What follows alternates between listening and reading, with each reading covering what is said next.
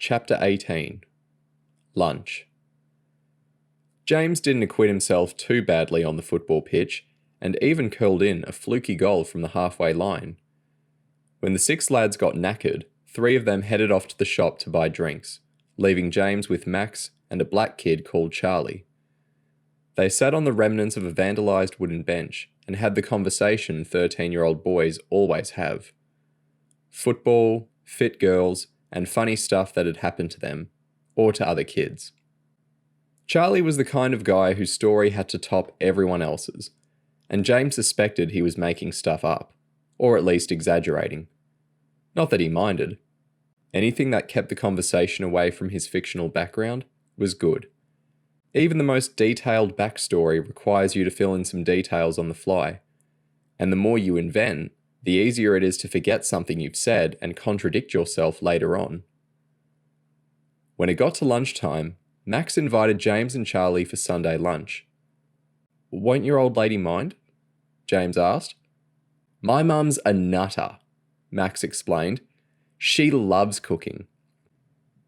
The layout of the Tarasov's flat was identical to where James and Dave lived, except there was a narrow staircase off the hallway that led to extra rooms on the next floor up. Max led the chain of boys into the kitchen. "I've got 2 extra for lunch, okay, Mum?" James could hardly believe the amount of stuff crammed into the steaming hot kitchen. There were shelves lined with pickle jars and catering-sized tins. Pots and pans hung from a rack over the dining table, and sacks of vegetables were piled beneath. Sacha Tarasov had pale skin, rounded features, and a Garfield apron knotted around an ample waist. "I think your brother is upstairs, with Leon," Sacha said, giving James a friendly grin. She fixed her eyes on Max and used the more severe voice that parents reserve for their own offspring. "Get these boys something to drink, then fetch me down a frozen stew. And shoes off in the house." Max poured 3 glasses of Coke, which the boys carried upstairs after ditching their trainers in the hallway. The patterned wallpaper, zigzag carpets, and exuberant paintings of wild animals on the staircase seemed to be locked in a battle to see who was the gaudiest. There were piles of folded laundry and boxed electrical goods stacked against the walls. Although everything was tacky, James appreciated the overall effect. It was the kind of home that's full of people, smells, and noise, where everything is a little shabby and you immediately feel comfortable. "Here's why I say my mum's a nutter," Max grinned as he led James and Charlie into a box room at the top of the staircase. It was Leon Tarasov's study. There was a desk mounted in paperwork and a faux antique swivel chair, but it also contained the largest chest freezer James had seen outside of a frozen food store. Max raised the lid, revealing half lambs, pork loins, and a mass of homemade meals in plastic tubs. Each tub was labelled by hand in Russian script, and James was pleasantly surprised to find that the limited understanding of the language he'd picked up at CHERUB enabled him to read most of them. "You could eat for a year out of this lot," Charlie gasped. "All we've got in the freezer around my house are chicken nuggets and ice cream." "At least you've got a freezer," James said. "I'll tell you what, James," Max said. "If you and your brother ever get hungry, just ask my mum. She loves giving food away, as long as you wash up the dish before you bring it back." Max crunched the solid lumps of food around until he found a circular Pyrex dish filled with frozen beef stew. "You two might as well go through the living room," Max said. "I'll take this down to my mum." The Tarasovs all slept in the flat next door, so they'd knocked 2 of the upstairs bedrooms together to make a giant living room. James's sock got swallowed in shaggy turquoise carpet as he stepped in. Dave was in one corner, sitting on the arm of a sofa alongside 18-year-old Pete. Sonia sat on the opposite side of the room, pretending not to know Dave, while Lisa was curled up on a rug in front of the TV. Lisa looked happy to see Charlie, who sat cross-legged on the floor next to her like a regular member of the family. "You must be James," Leon Tarasov said, reaching out his hairy hand. His accent was East London, with barely a hint of his Russian heritage. Leon was a huge, fat man, with a bald head and a line in chunky gold jewellery. James had to step around the side of Leon's fully reclined armchair and reach over his giant belly to shake hands. Leon burrowed into his shirt pocket and stripped out a £20 note. "Here." "What's that for?" James grinned. "Bounty," Leon said. "A tenner for every Grosvenor estate yobbo you lay out. If I had my way, I'd go over there with some baseball bats and sort out the bastard lot of them." "Jesus, Dad," Sonia said angrily. "You're a total fascist." Leon shot an evil glance back at his daughter. "Shouldn't you be out in a dinghy, saving whales with all the other hippies?" He pressed a button on his armchair, making his giant body whir electronically into an upright position. "Pete and Leon have been absolute stars, James," Dave said enthusiastically. "I couldn't get my car started this morning, so Pete came down to take a look at it. Leon says he knows a scrap dealer who can get me a good deal on a compressor for the aircon and a couple of the other bits I need to get the car sorted." "I thought we were broke," James said. "I mean, we need the money we've got left for food and furniture." "Don't worry about it," Leon said. "I've known this dealer for years. He'll charge me pennies. So I'll get the parts and you can use my lot to fix up the car. In return, Dave's going to run me some errands. Between the car lot and the two pubs, I can always use a dog's body for a few hours here and there. You can work off your tab at $5 an hour." Dave nodded. "I really appreciate that, Mr. Tarasov, and I'll work hard, I swear." "How do you manage to insure that car?" Leon asked. 17-year-old driving around in a 2-litre Mondeo? That must have set you back a few bob." Dave acted uneasy. "I got insurance quotes, but it was over $1,000. There's no way I could ever pay that much." Leon shook his head. "You want to be careful. When some middle-class kid gets pulled up, he gets a fine. Magistrate sees some peasant like you or me driving without insurance, they'll throw the book at you, especially if you've got previous." "Have you got previous, Dave?" Pete asked. "I've been in a few scrapes," Dave said, acting ashamed. CHERUB had carefully tuned every detail of James and Dave's background stories to maximize their chances of getting close to Leon Tarasov. The broken-down car enabled Dave to approach him for advice on getting it repaired, while the combination of criminal records and a shortage of money made James and Dave the kind of youngsters that experienced crooks like Tarasov enjoy taking advantage of. "I got nicked driving a stolen car a couple of years back," Dave explained. "I thought I was going to get sent down, but they put me in this special program where you learn to fix cars and stuff." James had to smother a grin as he caught the glimmer of opportunity in Leon's eye. It was spooky how a well-planned CHERUB operation could manipulate someone. "You know, David," Leon said, interlocking his sausage-shaped fingers and grinning. "My late brother and I arrived in this country 30 years back. All we owned were rubber boots and overalls spattered in fish guts. So when I see kids like you and James, my heart goes out. I know what it feels like, and I'm going to see what I can do to help you out."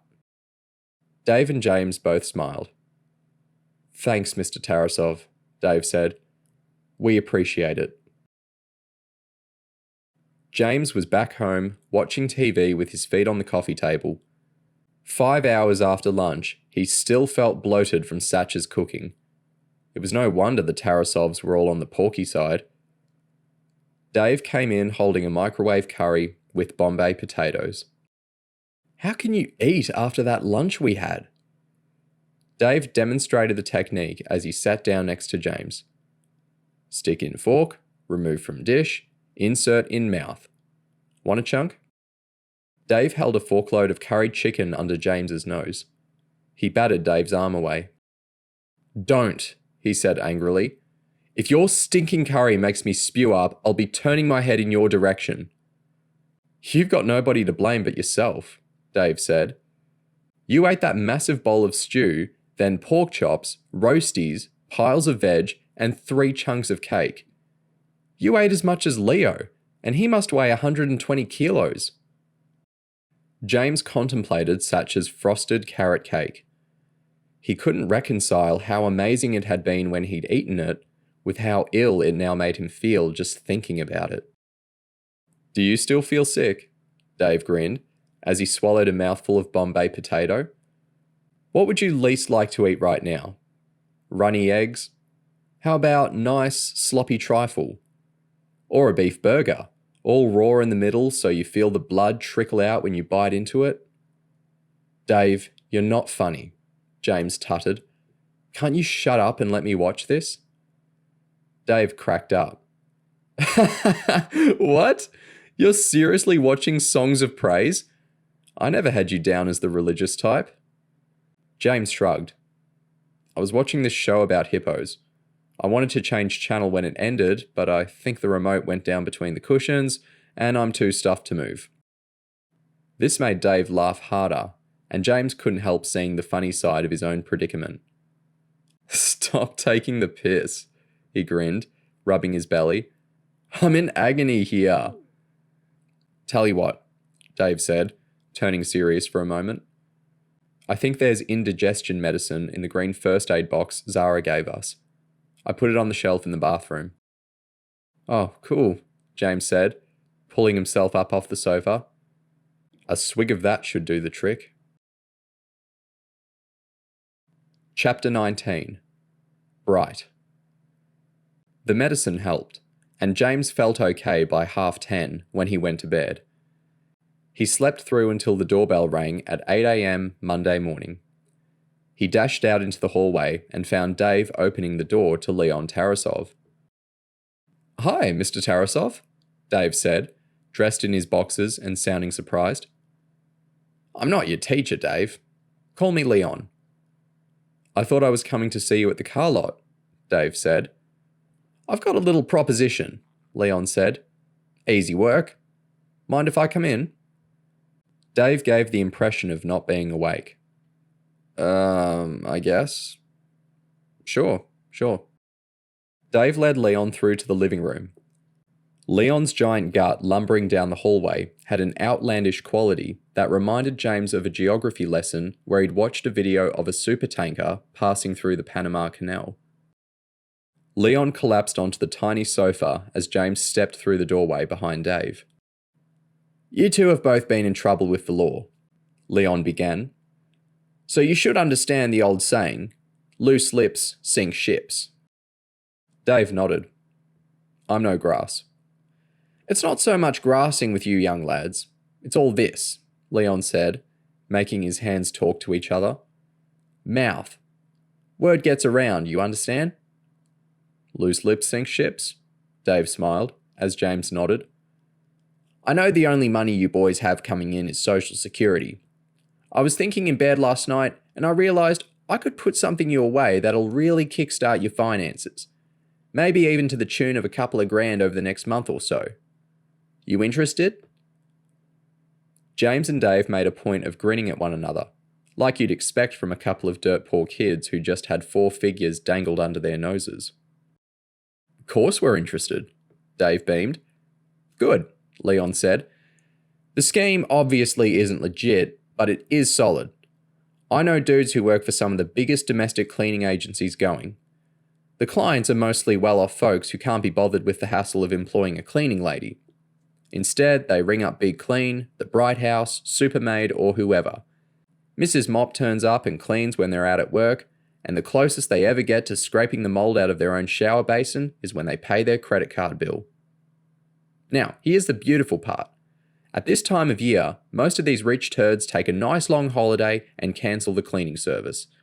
That leaves my contacts holding sets of their house keys and burglar alarm codes for 2 or 3 weeks, while their expensive motors sit in the garage.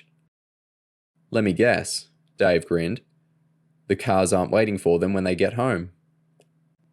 Bingo, Leon smiled, making a popping sound with his tongue. We're only interested in nearly new cars that can be shipped to Eastern Europe, or stripped down for parts. Once I get the house keys and alarm codes, I send in a scout who has all the time in the world to search the house and find the car keys. The following day, someone else breaks in and sets off the burglar alarm. It hardly matters, because my scout will have found the car keys and left them in the driver's door. You'll be away before the cops get a sniff. Why can't we use the house keys when we rob the joint? James asked. Dave gave James a look of contempt. Because then it's obviously an inside job. Oh, James said, realising he was being slow. Gotcha. Don't the police ever suspect the cleaning agency? Dave asked. It could happen, Leon said. If you rob 10 cars in a short space of time and they all had links to one company, the police might tag on. But we spread it around. Different areas, different companies, and keep the number of thefts sensible. So anyway, with summer holiday season coming up, I could use an extra set of hands to do some of the actual breaking in and driving away. How much is in it for us? Dave asked. $2.50 a pop, Leon said. Each? James asked. One man can handle the job, Leon said. You can both go if you want, but I'm not paying any extra. Dave knew this was a big step into Leon's criminal world, but it might seem suspicious if he accepted without seeming apprehensive. The thing is, Leon, I've got previous. If I get nicked in another stolen car, I'm looking at 2 years juvenile detention. Look, Leon shrugged. No hard feelings if this isn't for you. I'm just making you guys an offer. 5 or 6 jobs over the next month will earn you enough to get that car running and put this grotty flat into some sort of shape. $2.50's not a lot, Dave said. I mean, you're talking about stealing 20 or 30 grand's worth of car. I got expenses, Leon said. The scout, the cleaning agency, and the man who's going to ship the cars overseas doesn't exactly get his numbers out of Glass's second-hand price guide. I'm doing well if I can get 5 grand for a Mercedes that just came out of the showroom at 30. I appreciate the offer, Leon, Dave said, but risking 2 years of my life must be worth nearer to 400. The summer rush is on, and I've got more cars than thieves right now, Leon smiled. So I'll stretch to 300, but that's your lot. 325, Dave said. Leon rocked his head uncertainly before his hand crept outwards towards Dave's. One other thing, Leon added as they shook on the deal. I've kept the cops off my back all these years by being careful, so now this is set up, we don't ever talk about it again, okay? My people will call you. The money will come through your letterbox. If you ask me something about this, I'm not going to be happy, and all you'll get for your trouble is a blank look. What if there's a hitch? Like if I don't get paid or something? Dave asked. You'll have a number to call, Leon said, as he began hauling himself off the sofa. He turned to look at James. I don't mix my family up in the naughty stuff. So if you're hanging out with Max or Lisa, you keep this under your hat, okay? No worries, James nodded, slumping onto the sofa as the incredible bulk headed for the front door. James sprawled out and allowed himself to grin at the rapid progress of the mission, then shot 1/2 meter in the air as a finger touched his shoulder. Is my dad gone? Sonia Tarasov whispered. Jesus! James gasped as he spun around to look at the 16-year-old sitting on the carpet behind the sofa. You scared the ass off me. Were you behind there the whole time? He broke into a grin as the shock wore off and he realised Sonia was naked.